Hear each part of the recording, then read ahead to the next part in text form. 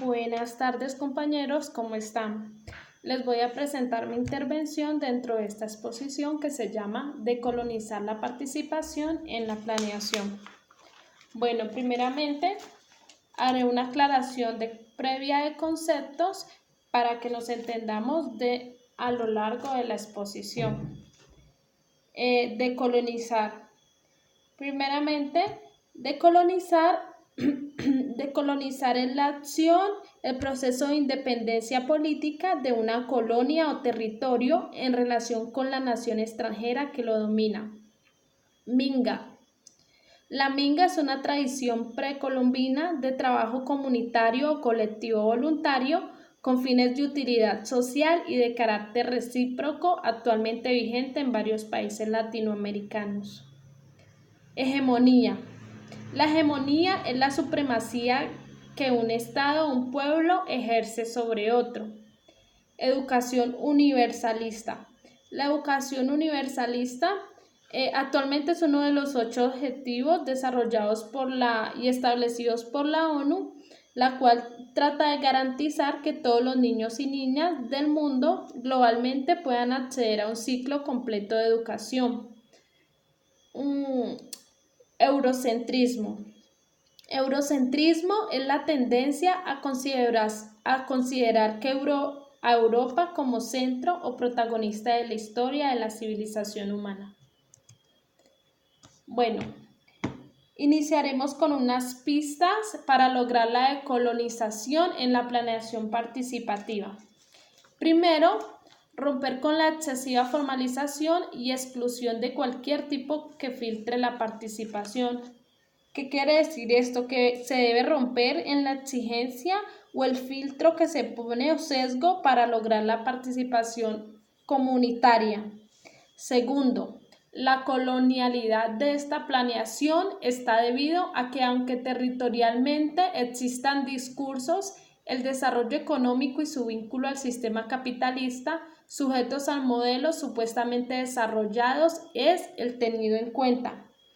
La conquista de la planeación participativa regularmente se da que el discurso del territorio no es tenida en cuenta dentro de la participación, sino que ya se ha establecido como una matriz discursiva, un discurso en sí de desarrollo, el cual guarda una coherencia y como una sujeción a los patrones modernos establecidos por las sociedades desarrolladas, supuestamente.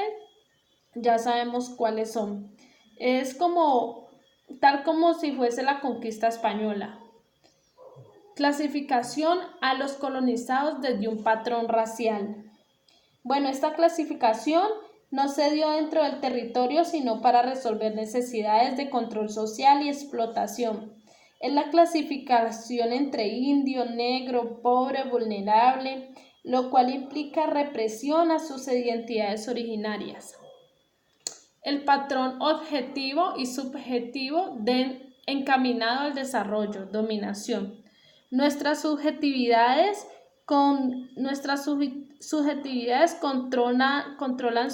están sujetas a la ubicación política, o a la forma de ejercer el poder. Y además es el medio por el cual las posiciones se da una reproducción de las posiciones de poder jerárquico impuestas. Cuando se señala la dominación, nos referimos a dominación económica, social, cultural, política.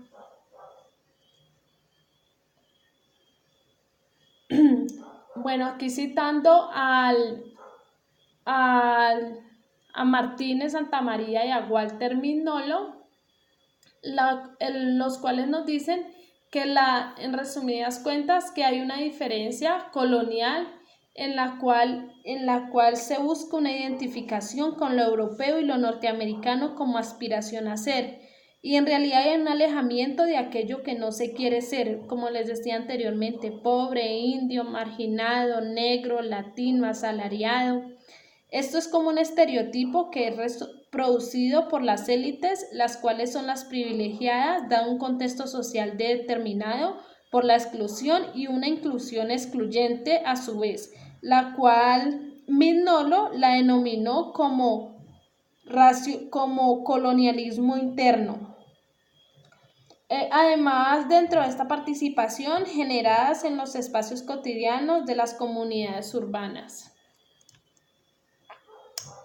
Continuemos con las prácticas de reciprocidad. El autor de este texto nos da tres prácticas de reciprocidad para el vivir bien, las cuales son dar, consolidar y empleo del dinero. Dentro del dar, él lo toma como parte de una concepción de abundancia, lo que quiere decir es que siempre se da lo mejor que se pueda. Esta segunda es referida al prestigio, en el dar, el consolidar es referida al prestigio, en el dar más allá del cálculo económico o lo que se esperar un intercambio al dar. Empleo del dinero. Dentro del empleo del dinero, esto es algo más simbólico. Lo que más importa dentro de este es el servicio al otro. Además de esto, se encuentra muchas experiencias de cooperativismo dentro de las comunidades, como una empresa solidaria o una ayuda solidaria. También se da dentro de los talleres de modistería, ayudando a mujeres, coloquemos como ejemplo mujeres cabeza de hogar que tal vez tienen una situación de dependencia en cuanto a que no se separan de su esposo porque no saben hacer nada, y etcétera. Entonces, lo que se trata y la ayuda solidaria o la empresa solidaria comunitaria, lo que hace es enseñar y hacer de esa mujer, darle una utilidad para que ella pueda aprender una labor y pueda esto generarle una independencia. Dentro del trabajo comunitario también se da el convite o minga, como les decía, como les aclaraba el concepto anteriormente. La minga es la forma más antigua de trabajo comunitario. El intercambio, el ayudar al otro. Esta práctica de trabajo además tiene arraigada una historia porque permite como el trabajo mancomunado en la construcción y el mantenimiento de los barrios. Además trae un arraigo, historia y sostenimiento como una construcción entre ellos. También es necesario, se ve como necesario el acudir a la protesta dentro de la minga. Es una forma de hacer protesta, de exigir el derecho a vivir. Hace poquito, contextualizándonos, no estoy ubicada dentro de las fechas, pero el año pasado, si no estoy mal, se dio una minga aquí en el país, la cual se hizo por parte de los indígenas, que a partir de ella lograron muchas cosas. Entonces, es a eso a lo que se refiere, que es una práctica también para exigir el derecho dentro del trabajo comunitario, la cual se contempla. El cambio de territorio a causa de la guerra citadina contra líderes y lideresas. Como nos referíamos anteriormente, dentro de los barrios se da una situación solidaria, unas dinámicas solidarias, pero también dentro de estos barrios, sin embargo, cada vez se hace más difícil que estas dinámicas se lleven a cabo porque los señores de la guerra, como se llama, circulan y los hace cambiar de territorio, lo cual quiere decir que desaparecer al vecino y la negociación que yo tenía con mi vecino al ser un intercambio de utilidades, pues se va a ver interrumpida y permeada. Bueno, estos líderes y lideresas además se convierten como en islas con movilización libres por los barrios. En realidad sin poder derrumbar los muros creados por estos grupos armados, pero como preservando las vidas de otras personas. Los líderes y lideresas tratan de ayudar, pero muchas veces al verse permeados, estos trabajos se ven interrumpidos. decolonizar la educación universal. Cuando hablamos de decolonizar la educación universalista, nos referimos a 5 aspectos, los cuales son necesarios, los cuales es necesario hacer una reflexión y cuestionarlos dentro de la educación universalista impuesta. Primero, dispositivos emocionales y materiales, el cual se refiere a que se hace creer dentro de lo impuesto, se utilizan las emociones y los materiales, el cual se basa en rebosar cuestiones innegables relativas al sufrimiento humano, la hambruna, el éxodo masivo, la guerra, además de otros fenómenos que los emplean como para afianzar la expectativa de la educación como medio para salir del desarrollo.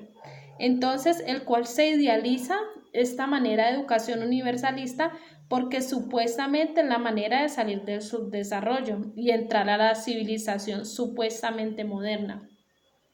La invisibilización de otros saberes de curación ancestrales. No solamente de curación, también se invisibilizan también otros saberes de enseñanza o de prácticas de enseñanza ancestrales. Mostrar evidencias de avance científico y tecnológico. Lo que se hace muy generalmente, no tengo conocimiento de cada cuánto la NASA pasa reportes, pero generalmente se está Europa, Norteamérica, lo que hace es como pasar reportes y pasar avances científicos, tecnológicos a nosotros con los celulares, con las vacunas, etcétera, lo que llega para evidenciar que realmente los países subdesarrollados deben estar sublevados a ellos porque el conocimiento está allá y no acá. Educación como medio para salir del subdesarrollo, como se los decían anteriormente. Cuestiones relativas al sufrimiento humano, cuando se habla de la hambruna, el éxodo masivo, la guerra, y los únicos que pueden auxiliar serían los países, el eurocentrismo, el único que podría auxiliar estas situaciones de sufrimiento y cuestiones relativas a esto. Les leeré esta cita que dice de Samir Amin, que dice: el eurocentrismo es un culturalismo en el sentido de que opone la existencia de invariantes culturales que dan forma a los trayectos históricos de los diferentes pueblos irreductibles entre sí. Es entonces antiuniversalista porque no se interesa en descubrir eventuales leyes generales de la evolución humana, pero se presenta como un universalismo en el sentido de que propone a todos la imitación del modelo occidental como única solución a los desafíos de nuestro tiempo. Esto nos quiere decir que en realidad este eurocentrismo lo que actúa es como prejuicio, como una fuerza deformante dentro de las teorías sociales, lo que rechaza según las necesidades ideológicas al mundo moderno, el cual se ha portado como un mito. Es por eso que se debe traer a la reflexión la educación y se debe pensar más la educación y se debe construir desde los contextos de los pueblos colonizados. En realidad se debe pensar desde el colonizado y desde la permanencia en la colonialidad y la simbolización y lo que se debe considerar como transformación dentro de esta modernidad.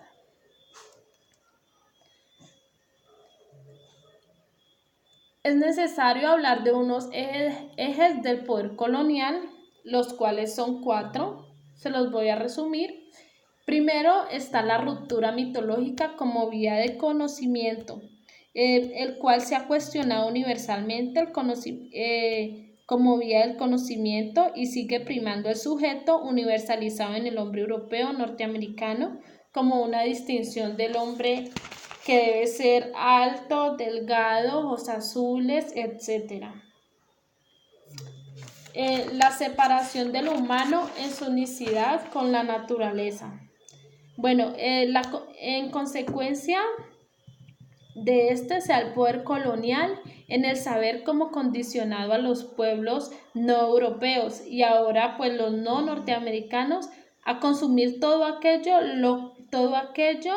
proveniente de allí y que se reconoce como estatus de conocimiento. La colonialidad del poder y del saber se concreta en la negación y construcción de un sujeto colonizado.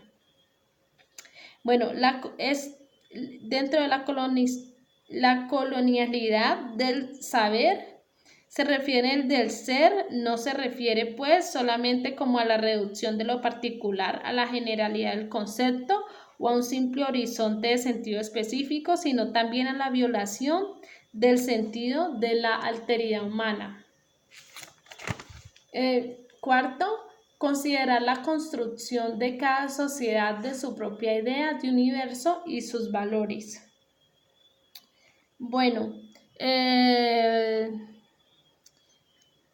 la consideración de la construcción de la sociedad podría generar rupturas en el universalismo, lo cual pudiera ser posible y visible el colonialismo interno, porque además se abrirían como posibilidades para la transformación desde los escenarios próximos a la cotidianidad local, según dicho por Mignolo. Chicos, dentro de este cuadro de prácticas de educación vecinal se dan fórmulas que contemplan perspectivas de vida y son en ellas mismas como propuestas culturales de educación de la vida comunitaria. Dentro de estas propuestas he escogido dos. La primera es como la escogí porque es muy corriente o es muy cotidiana dentro de nosotros, que es la casa de la madre comunitaria, como la guardería. La entidad o la persona que la ejerce es la madre comunitaria. En la instancia que se educa es con una mujer de un grado básico de educación que tiene aptitudes de crianza de niños. La instancia a la que se educa serían niños de 0 a 6 años. Lo que se enseña son las relaciones sociales, la construcción de las normas, construcción de identidad, autoestima, manejo corporal, relación con el mundo, conocimiento de los objetos, etc. La manera de llevar a cabo esta educación son los conceptos que se aprenden con la práctica. Por ejemplo, enseñar al niño las verduras, los colores, a ser dramatizados, a vestirse, a amarrar los zapatos, dar bienvenida, crear, jugar, etc. La manera de llevar esta educación es con los conceptos que se aprenden, los ideales formativos, es la crianza de acuerdo al desarrollo de las etapas. Los lugares para la educación es la casa de la madre comunitaria, como les decía al principio. También otro es el conocedores de oficios. Estos se desempeñan por hombres y mujeres que saben de enseñanza en marroquinería, la cual se enseña corte de diseño armada de materiales y a pulir. La manera de llevar a cabo esto es con el ejemplo, la explicación, la supervisión. El ideal o lo que se espera es crear independencia y utilidad en las personas y los lugares para esto se dan como en un taller de marroquinería ubicado en la casa. Para terminar, haré una pequeña reflexión desde el trabajo social a los procesos sociales participativos dentro de la comunidad. Primero, como trabajadores sociales no debemos invisibilizar las formas de organización comunitaria, tampoco imponer los conocimientos cognitivos, los cuales son basados generalmente en el imaginario norteamericano. Segundo, cualquier proceso participativo de planeación debería contar con la participación activa de sus miembros conduciendo al empoderamiento de sus comunidades. Tercero, la educación informalizada o no inscritos dentro de la educación formal también enseñan y procesan distintos legados de saber para sumarle al buen vivir, no dejarla de lado. La interacción con la comunidad es un proceso de construcción necesaria y significativa dentro de nuestra labor como trabajadores y trabajadoras sociales.